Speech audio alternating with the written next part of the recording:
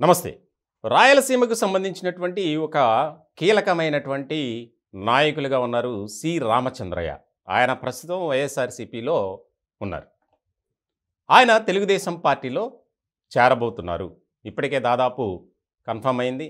దానికి సంబంధించి మరికొద్ది రోజుల్లోనే ఆయన తెలుగుదేశం జెండా కూడా కప్పుకొనున్నారు. ముఖ్యంగా వైఎస్ఆర్‌సీపీలో ఉన్నటువంటి కొంతమంది కీలకమైనటువంటి నేతలు తెలుగుదేశం పార్టీలోకి అలాగే కాంగ్రెస్ పార్టీలోకి క్యూ కడుతున్నారు. ఎందుకు అంటే వైసీపీలో ఉన్నటువంటి అసంతృప్తి, ఆ పార్టీలో తమకు సరైనటువంటి ప్రాధాన్యత దక్కడం లేదని ఒక నిరసన, అసంతృప్తి అనేది బాగా ఎక్కువవుతుంది. ఇలాంటి క్రమంలో తాజా పరిణామాలు అధినేత జగన్మోహన్ రెడ్డి గారికి నిద్ర పట్టనియ్యడం లేదు అంటే ఎస్ అవుననే చెప్పాలి. తాజాగా రామచంద్రయ్య ఆయన ఆల్రెడీ నారా చంద్రబాబు నాయుడు గారితో భేటీ అయ్యారు. చర్చలు కూడా సఫలమయ్యాయి. ఆయన త్వరలోనే పార్టీలోకి రాబోతున్నారు. తద్వారా మరింతగా పార్టీ బలోపేతం అవుతుంది. ముఖ్యంగా రాయలసీమ ప్రాంతంలో ఆయన వాస్తవానికి 1982 నుంచి 2008 వరకు తెలుగుదేశం పార్టీలోనే ఉన్నారు. అంటే 26 ఏళ్ల పాటు ఆయన టీడీపీలో కొనసాగారు. తర్వాత 3 ఏళ్ల పాటు ప్రజారాజ్యంలో ఉన్నారు. అంటే 2008 నుంచి 11 వరకు.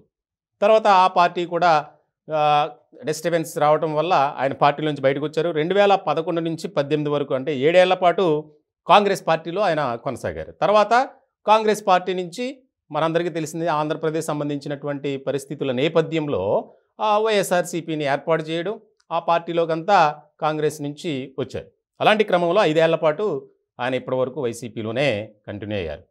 ఆయన మంత్రిగా, రాజ్యసభ సభ్యులుగా, కీలకమైనటువంటి ఎమ్మెల్సీగా చాలా పదవుల్ని ఆయన నిర్వర్తించారు. ఇలాంటి క్రమంలో దాదాపు 40 ఏళ్లకు పైగా ఆయన రాజకీయ జీవితంలో ఒక అవినీతి మరక లేనటువంటి నాయకుడిగా పేరు ప్రఖ్యాతలు సంపాదించుకున్నారు సి. రామచంద్రయ్య.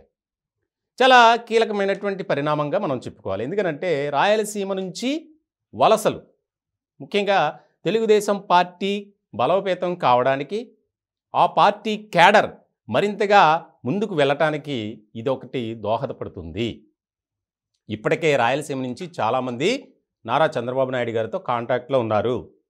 గతంలో ఒక సందర్భంలో పులివెందులు వెళ్ళినప్పుడు చాలామంది తెలుగుదేశం పార్టీలో చేరారు, బీటెక్ రవి ఆధ్వర్యంలో. సో ఇలాంటి నేపథ్యంలో తాజాగా సి. రామచంద్రయ్య పార్టీలో చేరడంపై సర్వత్రా ఒక రకమైనటువంటి ఆసక్తికరమైనటువంటి చర్చ జరుగుతుంది. ఆయన ఒకరే కాదు, ఆల్రెడీ ఆంధ్రప్రదేశ్ రాష్ట్ర వ్యాప్తంగా చాలామంది కీలకమైనటువంటి నేతలు తెలుగుదేశం పార్టీతో కాంటాక్ట్లో ఉన్నారు. ఆల్రెడీ వారు జాయినింగ్ కూడా దాదాపు ముహూర్తం ఖరారైంది. త్వరలోనే ఒక్కొక్కరుగా బయటకు వస్తారు. ఇంకొక కీలకమైనటువంటి అంశం, ఏదైతే వైఎస్ఆర్‌సీపీలో అసంతృప్తి నేతలు ఉన్నారో వారిని పట్టుకోవడంలో కానీ టీడీపీలోకి నడిపించడానికి ఒక టీం ప్రత్యేకంగా పనిచేస్తుంది. సో ఇలాంటి నేపథ్యంలో రానున్నటువంటి ఎలక్షన్స్లో చాలా కీలకమైనటువంటి పరిణామంగా ఇవన్నీ చెప్పాలి. ఏదేమైనప్పటికీ 2024 ఎన్నికల లక్ష్యంగా తెలుగుదేశం పార్టీ, జనసేన ముందుకు వెళ్తుంది. అలాగే వైఎస్ఆర్‌సీపీ కూడా మాదే అధికారం అంటున్నారు మళ్ళీ. కానీ ఉన్నటువంటి పరిస్థితులు, మారుతున్నటువంటి సమీకరణాలు చూస్తుంటే ఒక రకంగా పార్టీకి నష్టమే వాటిల్లబోతుంది అనేది కూడా బాగా వినిపిస్తుంది. ఏదేమైనప్పటికీ తెలుగుదేశం పార్టీలో మాత్రం ఈ చేరికల అంశంపై నూతన ఉత్సాహం, సరికొత్త ఉత్తేజం బాగా కనిపిస్తోంది.